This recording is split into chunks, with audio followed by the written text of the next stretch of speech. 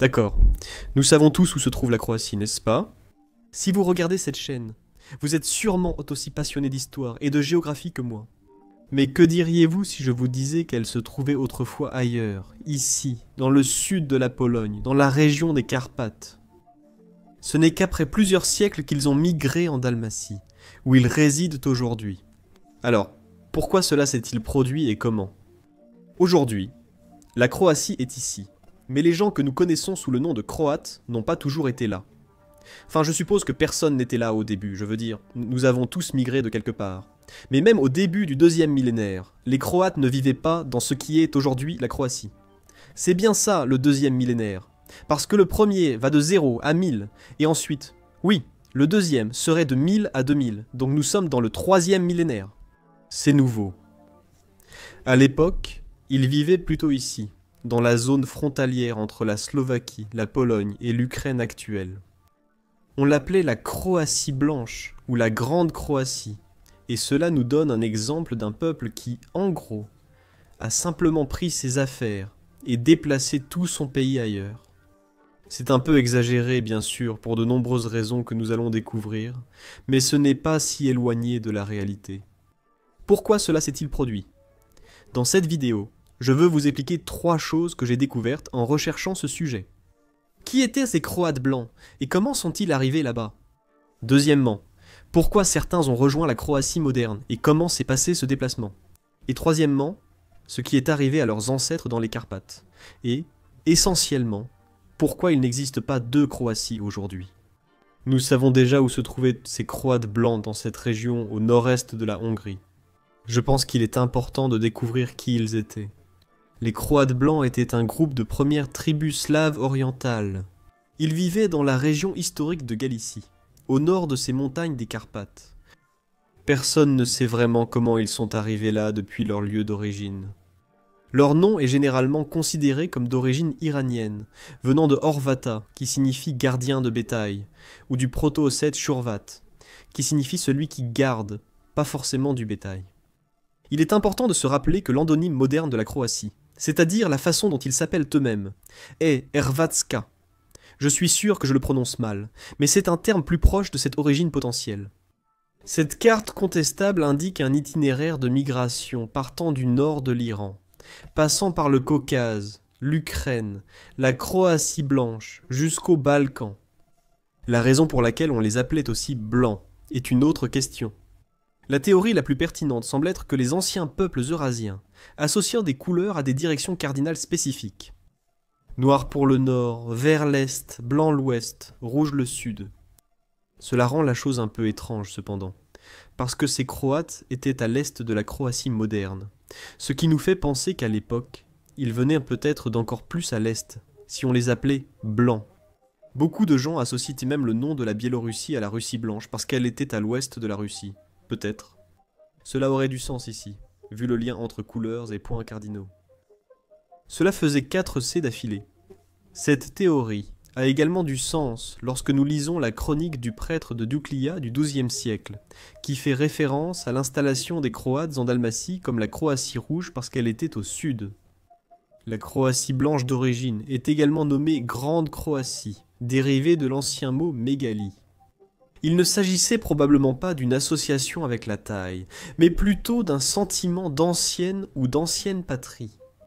Et autre chose vraiment intéressante, c'est que la plupart des sauriens s'accordent à dire que ces Croates faisaient partie des premiers slaves de l'Est à s'unir sous une identité commune. Hendrik Lomianski, un historien et universitaire polonais avec une moustache d'apparence suspecte, a soutenu que la tribu s'est formée entre le IIIe et le VIe siècle en Petite Pologne, près de la région de Galicie également. Cependant, certaines preuves archéologiques indiquent qu'ils viendraient de quelque part dans le Caucase ou autour de l'Ukraine et de la Crimée, donc peut-être que la carte que nous avons vue plus tôt n'est pas aussi discutable que je le pensais. Peut-être qu'ils venaient d'aussi loin que l'Oural et l'Asie centrale, comme c'était le cas pour beaucoup de ces tribus slaves de l'Est. Cela irait aussi avec l'idée que le blanc signifie l'Ouest. Et quelle que soit cette origine, maintenant nous savons qui ils étaient, comment ils sont arrivés ici, et potentiellement d'où ils venaient. Alors, comment était-ce en Croatie blanche? Des recherches indiquent que leur existence ressemblait à celle d'un vrai pays. Ce n'était pas juste un groupe de personnes isolées dans des villages. Des fouilles archéologiques ont mis au jour des établissements fortifiés ressemblant à des villes dans des endroits qui correspondent aujourd'hui à Stilsko, Revno, Alik et Terebovlia, parmi beaucoup d'autres. Ils étaient païens, comme c'était également le cas pour la plupart des autres autour d'eux à l'époque. En ce qui concerne l'emplacement exact de ce proto-État, la principale source dont nous disposons à son sujet est un traité du Xe siècle intitulé « De l'administration de l'Empire », rédigé en grec par Constantin VII, le quatrième empereur byzantin de la dynastie macédonienne. Au chapitre 30, intitulé « L'histoire de la province de Dalmatie », où se trouve aujourd'hui en partie la Croatie, il écrit que les Croates, à cette époque, habitaient au-delà de Baghi-Bareia, là où se trouvent maintenant les Bello-Croates, c'est-à-dire les Croates blancs. Ils ne sont pas baptisés. Cela confirme plusieurs choses. Premièrement, qu'ils étaient païens. Ensuite, qu'ils venaient d'un autre endroit que la Dalmatie. Et troisièmement, que le peuple d'origine s'appelait les Croates blancs. Au chapitre 31, intitulé « Des Croates et du pays », où ils habitent maintenant, il est indiqué « Les Croates de Dalmatie descendent de ces Croates non baptisés, aussi appelés les Blancs, voisins des Slaves, ce qui reprend ce que nous avons lu précédemment. Cela reste intéressant.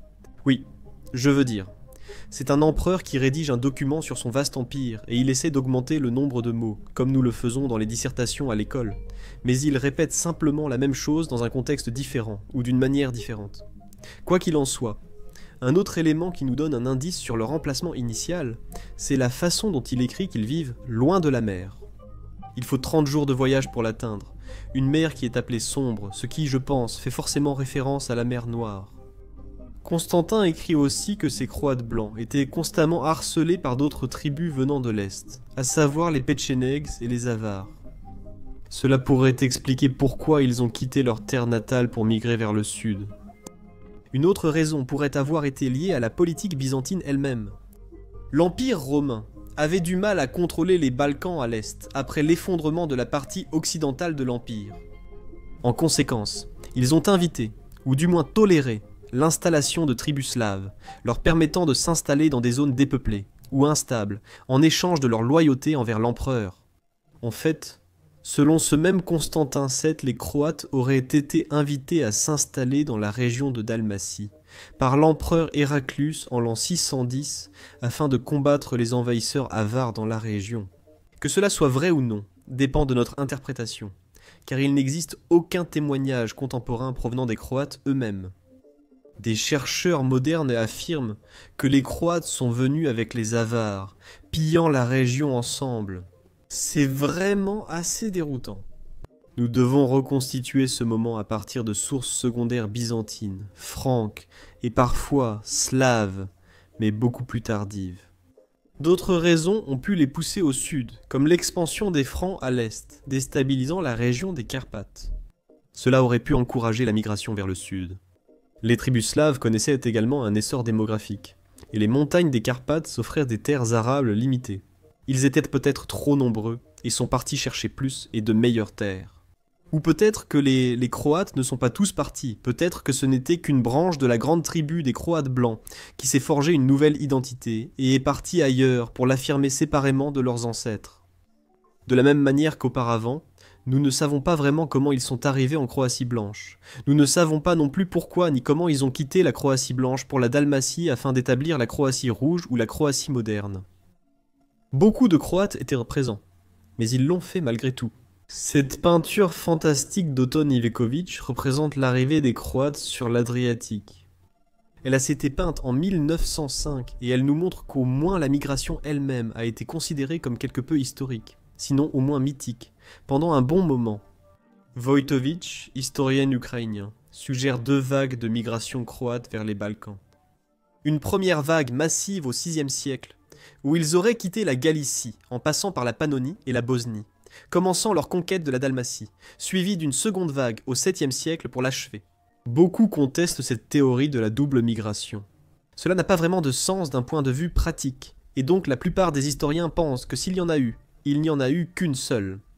Il reste de nombreuses incertitudes sur le comment et le quand, mais nous savons qu'à un moment donné, ils sont arrivés en nombre inconnu en Dalmatie, ancienne province romaine, soit avec les Avars comme envahisseurs, soit à la demande de l'empereur comme colons et défenseurs. Mais la province n'était pas vide, les Dalmates y vivaient déjà. Bien sûr, certains ont peut-être été submergés par ces invasions, mais beaucoup restaient encore, surtout dans les villes côtières fortifiées. L'arrivée des Croates ne les a pas vraiment poussés à partir. Une population latine et romane a subsisté, surtout à Zadar, Split, Trogir et Dubrovnik, où l'influence byzantine était marquée. Plus tard, cette influence byzantine a été remplacée par une influence vénitienne, grâce à l'empire colonial côtier de Venise à travers la Méditerranée. Et donc, l'influence latine est vraiment italienne et restée. Les Croates n'ont pas éliminé ni remplacé l'héritage latin. Ils y ont plutôt intégré leur propre culture et, en fait, j'irais même jusqu'à dire qu'aujourd'hui, les Croates sont les moins slaves des peuples slaves. Ils sont en gros à moitié latins. Peut-être que s'ils étaient restés en arrière, cela n'aurait pas été le cas, comme on le voit avec d'autres peuples slaves de l'Est en Europe de l'Est. Même la langue dalmate locale, à propos de laquelle j'ai récemment fait une vidéo, a survécu dans certaines poches jusqu'à très tard, le dernier locuteur n'étant décédé qu'en 1898. Une anecdote amusante existe sur l'extinction de cette langue. Apparemment, elle n'était parlée ou du moins comprise que par un seul homme à la fin du XIXe siècle, et puis un jour, il se promenait simplement, il a trébuché sur une sorte de première version de mine terrestre, et il a tout simplement explosé. Donc, je suppose que la langue s'est vraiment éteinte avec un grand boom. Les premiers établissements croates étaient situés dans l'arrière-pays dalmate, en Lika, puis en Croatie, notamment en Slavonie, organisés en Jupanije. C'étaient principalement des districts dirigés par un knez, en réalité un duc. Arrivés comme païens, comme leurs ancêtres croates blancs, ils se sont vite convertis au christianisme. Assez rapidement, en fait vers le IXe siècle. Et cela a peut-être eu lieu pour au moins deux raisons. D'abord, pour mieux s'intégrer aux populations locales et gagner la légitimité de les gouverner. Et deuxièmement, pour affirmer un certain niveau de souveraineté. En 879, le pape Jean VIII écrivit au duc croate Branimir, reconnaissant l'indépendance de la Croatie face aux Carolingiens et Byzantins, en échange notamment de leur conversion au christianisme. Mais leur statut était de facto souverain dès leur arrivée. Les Byzantins ne contrôlaient que ces villes côtières, tandis que les Croates nouvellement arrivés prenaient rapidement le contrôle de l'intérieur des terres. On pourrait les considérer comme des vassaux byzantins pendant un certain temps, mais pas vraiment.